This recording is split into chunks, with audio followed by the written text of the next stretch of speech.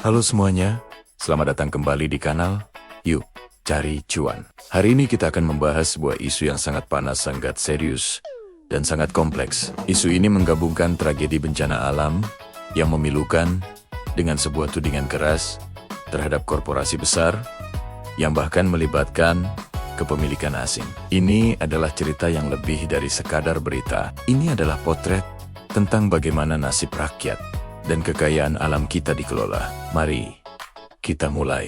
Kita semua berduka atas bencana banjir bandang dahsyat yang melanda beberapa provinsi di Sumatera, terutama Sumatera Utara, Aceh, dan Sumatera Barat pada akhir November tahun 2019.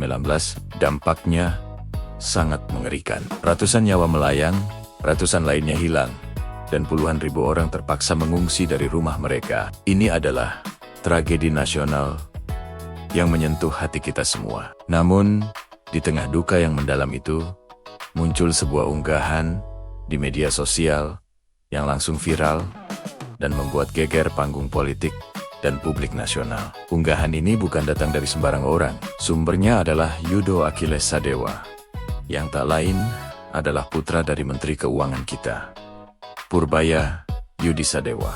Melalui Instagram story-nya, Yudo melemparkan sebuah tudingan yang sangat tajam dan langsung ke jantung permasalahan. Yudo menuding bahwa bencana banjir dan longsor yang begitu parah ini bukan semata-mata disebabkan oleh curah hujan yang ekstrem. Menurutnya, ada dalang di baliknya. Bencana ini diperparah, bahkan mungkin disebabkan oleh praktik penggundulan hutan secara masif. Dan dia tidak berhenti di situ.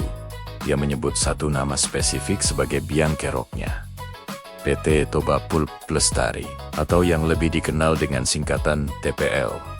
Ini adalah sebuah tuduhan yang sangat berani dan langsung menyulut api perdebatan di seluruh negeri.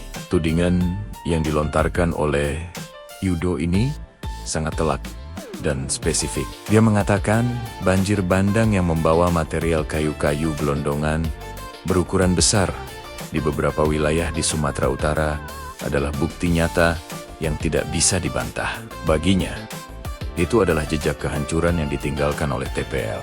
Kayu-kayu itu, menurut Yudo, berasal dari hutan-hutan yang telah mereka gunduli. Ini adalah bukti visual dari tanggung jawab perusahaan atas kerusakan ekosistem yang masif di hulu sungai. Tapi, Yudo tidak hanya menyoroti isu lingkungan, ia juga membawa perbincangan ini ke level yang lebih dalam, yaitu soal kepemilikan perusahaan dan aliran modal. Menurut Yudo, dan ini penting karena didukung oleh data publik, mayoritas saham PT TPL, lebih dari 92% ternyata dikuasai oleh sebuah entitas asing, yaitu Allied Hill Limited, sebuah perusahaan investasi yang berbasis di Hong Kong. Yudo bahkan menyebut nama Joseph Utomo sebagai sosok yang menjadi ultimate beneficial owner atau pemilik manfaat utama di balik perusahaan jangkang tersebut. Intinya sangat jelas, Yudo ingin menegaskan bahwa keuntungan besar yang didapat dari eksploitasi sumber daya alam kita ini tidak tinggal di Indonesia. Keuntungan itu diterbangkan ke luar negeri, sementara kerusakannya, dampak lingkungannya, dan penderitaan masyarakatnya dibiarkan menjadi beban kita semua. Nah, bagi Anda yang mungkin belum familiar dengan nama TPL, perlu diketahui bahwa perusahaan ini punya sejarah yang panjang dan penuh dengan kontroversi. Jauh sebelum menjadi TPL, perusahaan ini bernama PT Inti Indorayon Utama yang didirikan pada tahun ke-1983. Sejak awal beroperasi, perusahaan ini sudah berulang kali terlibat konflik panas dengan masyarakat adat setempat terkait sengketa lahan dan juga dengan para aktivis lingkungan. Konflik ini mencapai puncaknya hingga pada tahun 1999 di era pemerintahan Presiden B.J. Habibie. Operasional perusahaan ini pernah ditutup paksa oleh pemerintah. Namun, setelah melalui proses restrukturisasi dan berganti nama menjadi PT Toba Pulp Lestari, mereka kembali beroperasi pada tahun ke-2003. Jadi, bisa kita lihat bahwa isu konflik lahan dan dampak lingkungan ini bukanlah masalah baru bagi perusahaan ini. Ini adalah masalah kronis yang sudah berlangsung puluhan tahun. Tentu saja, tudingan yang datang dari seorang putra menteri tidak bisa dianggap angin lalu. Unggahan Yudo ini langsung memicu gelombang diskusi yang sangat luas. Tidak hanya di jagat maya, tapi juga menjadi sorotan utama di media-media arus utama. Efek dominonya pun terasa hingga ke Senayan. Reaksi cepat dan tegas datang dari Komisi Keempat DPR RI, komisi yang membidangi urusan lingkungan hidup dan kehutanan. Mereka tidak tinggal diam. Komisi Keempat langsung bergerak dengan membentuk sebuah panitia kerja atau panja yang secara khusus ditugaskan untuk melakukan investigasi mendalam terhadap praktik alih fungsi hutan dan dugaan pembalakan liar yang terjadi di wilayah tersebut. Ini adalah langkah konkret yang menunjukkan keseriusan parlemen. Ketua Komisi Keempat DPR, Siti Hediati Soeharto, atau yang akrab disapa Titik Soeharto, bahkan memberikan pernyataan yang sangat keras. Beliau menegaskan bahwa segala bentuk praktik pembalakan liar harus segera dihentikan, dan yang terpenting, para pelakunya harus dihukum setegas-tegasnya, tanpa pandang bulu. Siapapun mereka, apapun status atau pangkatnya, jika terbukti bersalah, harus bertanggung jawab di depan hukum. Penegasan ini menjadi sangat krusial, mengingat bencana ini telah merenggut ratusan nyawa. DPR tidak bekerja sendiri. Tim dari Kementerian Hukum dan HAM juga telah turun langsung ke lapangan untuk menelisik akar masalahnya.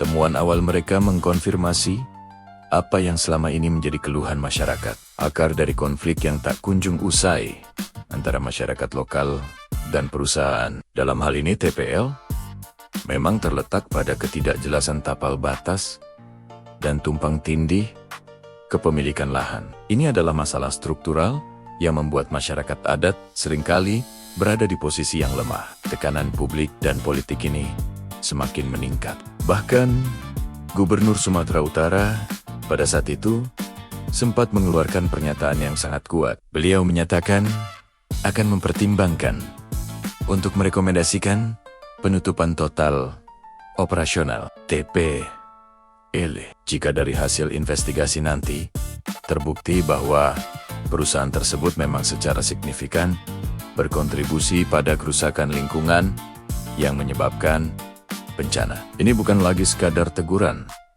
Ini adalah ancaman serius yang menunjukkan betapa tingginya tensi publik dan pemerintah daerah terhadap aktivitas TPL saat ini. Hal menarik lainnya yang muncul dari polemik ini adalah terurainya sebuah rumor lama yang sering beredar di masyarakat selama bertahun-tahun. Ada klaim yang menyebut bahwa PT TPL ini dimiliki oleh salah satu tokoh nasional berpengaruh, yaitu Luhut Binsar Panjaitan. Nah, melalui berbagai pemberitaan dan laporan terbaru yang mengklarifikasi struktur kepemilikan perusahaan, ditegaskan kembali bahwa klaim tersebut tidak benar. Data menunjukkan secara jelas bahwa pemegang saham mayoritas TPL memanglah Allied Hill Limited, perusahaan yang berbasis di Hong Kong itu.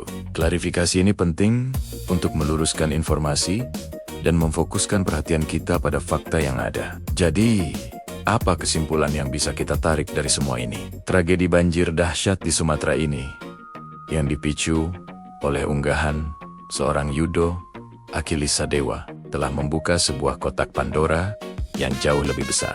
Ini bukan lagi sekadar soal bencana alam biasa. Ini adalah sebuah momentum yang memaksa kita semua untuk melihat kembali secara kritis bagaimana korporasi-korporasi raksasa yang sebagian besar didominasi oleh modal asing mengelola sumber daya alam kita yang tak ternilai harganya. Pertanyaan mendasarnya adalah, apakah kebijakan dan praktik mereka di lapangan benar-benar sudah berpihak pada keberlanjutan lingkungan dan keselamatan masyarakat lokal? Ataukah orientasi mereka murni hanya pada keuntungan finansial jangka pendek yang kemudian dibawa lari ke luar negeri?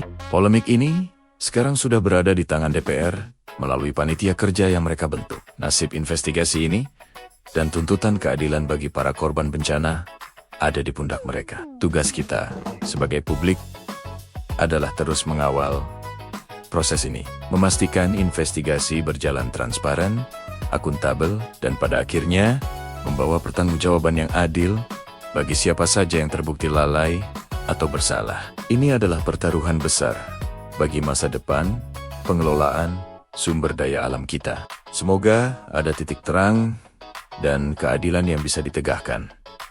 Bagaimana menurut pendapat Anda tentang kasus ini? Silakan tinggalkan komentar Anda di bawah. Mari kita berdiskusi. Terima kasih sudah menonton, dan sampai jumpa di video berikutnya.